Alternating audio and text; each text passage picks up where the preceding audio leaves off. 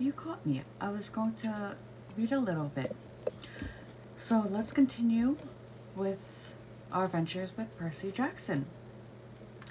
Now, if you remember from yesterday, Percy's still at the museum, and he had just gotten done talking with Mr. Bronner.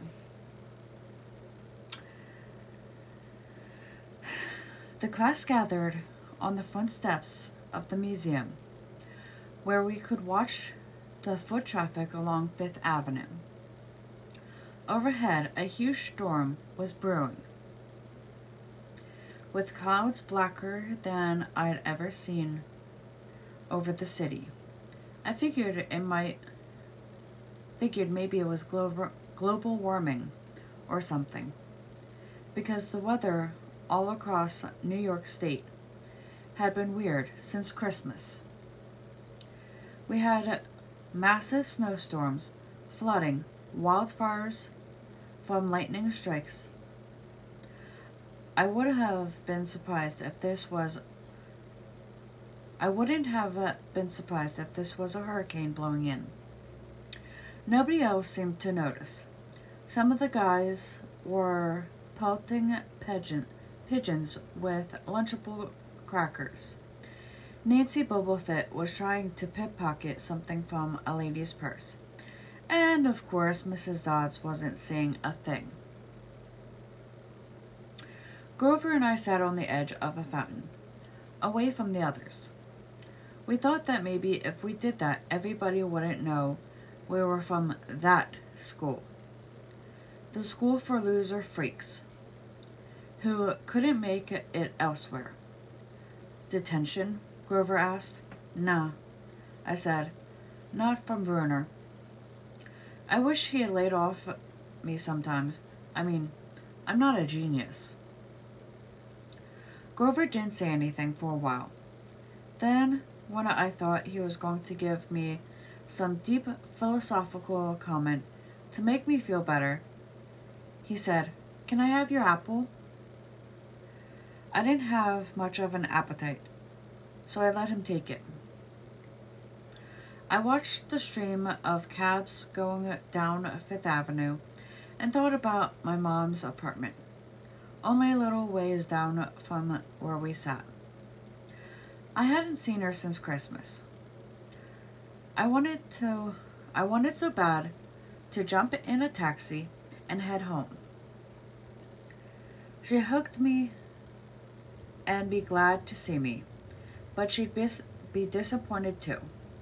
She sent me right back to Yancey, remind me that I had to try harder, even if this was my sixth school in 6 years, and I was probably going to be kicked out again. I wouldn't be able to stand that sad look she'd give me. Mr. Bruner parked his wheelchair at the base of the handicapped ramp. He ate celery while reading a paper novel. A red umbrella stuck from the back of his chair, making it look like a motorized cafe table. I was about to unwrap my sandwich when Nancy Bumblefoot appeared in front of me with her ugly friends. I guess she'd gotten tired of stealing from the tourists and dumped her half-eaten lunch in Grover's lap.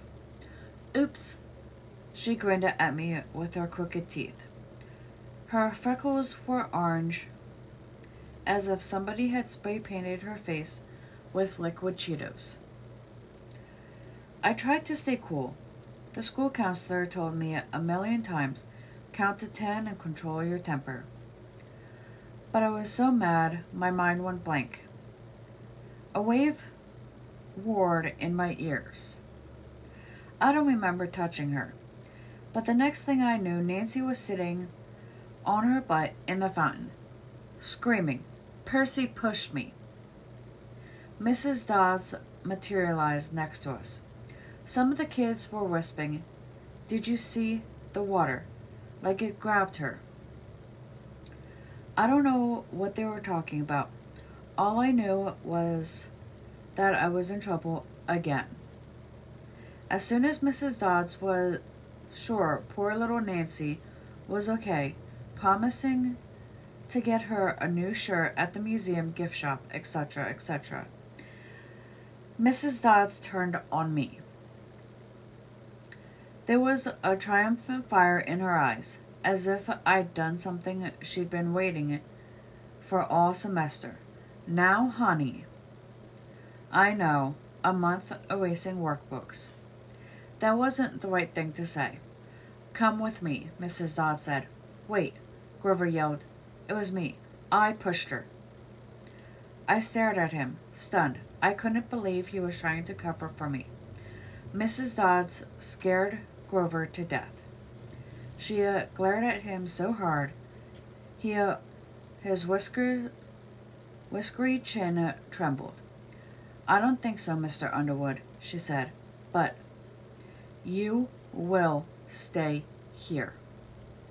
Grover looked at me desperately. It's okay, man, I told him. Thanks for trying. Honey, Mrs. Dodds barked at me. Now. Nancy Bobofit smirked. I gave her a deluxe I'll kill you later stare. Then I turned to face Mrs. Dodds, but she wasn't there. She was standing at the museum entrance, way at the top of the steps, gesturing impatiently at me to come on. How'd she get up there so fast? I have moments like that a lot, when my brain falls asleep or something, and the next thing I know, I've missed something, as if the puzzle piece fell out of the universe and left me staring at the blank place behind it. The school counselor told me this was part of the ADHD. My brain misinterprets things. I wasn't so sure. I went after Mrs. Dodds. Halfway up the steps, I glanced back at Grover. He was looking pale, cutting his eyes between me and Mr. Brunner, like he wanted Mr. Brunner to notice what was going on, but Mr. Brunner was absorbed in his novel. I looked back at Mrs. Dodds. Mrs. Dodds had disappeared again. She was now inside the building at the end of the entrance hall. Okay, I thought, she's going to make me buy a new shirt for Nancy at the gift shop. But apparently that wasn't the plan. I followed her deeper into the museum when I finally caught up with her. We were back in the Greek and Roman section. Except for us, the gallery was empty. Mrs. Dodd stood with her arms crossed in front of a big marble frieze of Greek gods. She was making this weird noise in her throat, like growling. Even without the noise, I would have been nervous. It's weird being alone with a teacher, especially Mrs. Dodds. Something about the way she looked at the frieze, as if she wanted to pulverize it. You've been giving us problems, honey, she said. I did the safe thing and said, yes, ma'am. She tugged at the cuffs of her leather jacket. Do you really think you would get away with it? I looked in her eyes, was beyond mad. It was evil.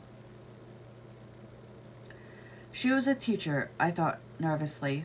It's not like she's going to hurt me. I said, I'll try harder, ma'am. Thunder shook the building. We're not fools, Percy Jackson, Mrs. Dodd said. It's only a matter of time before we found you out. Confess, and you'll suffer less pain. I don't know what she was talking about. All I could think of was that the teachers must have found the illegal stash of candy I've been selling out of my dorm room. Or maybe they'd realized I'd got my essay on Tom Sawyer from the internet without ever reading the book, and now they're going to take away my grade. Or worse, they were going to make me read the book. Well, she demanded. Ma'am, I don't... Your time's up, she hissed. Then the weirdest thing happened. Her eyes began to glow like barbecue coals. Her fingers stretched, turning into talons. Her jacket melted into large, leathery wings. She wasn't human. She was a shriveling hag with bat wings and claws and a mouth full of yellow fangs. And she was about to slice me into ribbons. Then things got even stranger. Mr. Brunner, who'd been out in front of the museum a minute before, wheeled his claw chair into the doorway of the gallery, holding a pen in his hand. What ho, Percy, he shouted and tossed the pen through the air. Mrs. Dodds laughed at me. With a yelp, I dodged and felt talons slash the air next to my ear. I snatched the ballpoint pen out of the air, but when it hit my hand, it wasn't a pen anymore. It was a sword, Mr. Brunner's bronze sword, which he always used on tournament day. Mrs. Dodd spun towards me and murderously looked with a murderous look in her eyes. My knees were jelly. My hands were shaking so bad I almost dropped the sword. She snarled, "Die, honey," and she flew straight at me. Absolute terror ran through my body. I did the only thing that came naturally. I swung the sword. The metal blade hit her shoulder and passed cleanly through her body, as if she was made of water. Hiss! Mrs. Dodds was a sand castle in the power fan. She exploded into yellow powder, vaporized on the spot, leaving nothing but the smell of sulfur and dying screech, and a chill of evil in the air, as if those two glowing red eyes were still watching me. I was alone. There was a ballpoint pen in my hand. Mr. Brunner wasn't there. Nobody was there but me. My hands were still trembling. My lunch must have been contaminated with magic mushrooms or something. Had I imagined the whole thing? I went back outside. It started to rain. Grover was sitting by the fountain, a museum map tented over his head. Nancy Boba Fett was still standing there, soaked from her swim in the fountain, grumbling to her ugly friends. When they saw me, she said, "I hope Mrs. Kerr whipped your butt." I said, "Who?" "Our teacher, duh." I blinked. We had no teacher named Mrs. Kerr. I asked Nancy what she was talking about. She just rolled her eyes and turned away. I asked Grover where Mrs. Dodds was. He said, "Who?"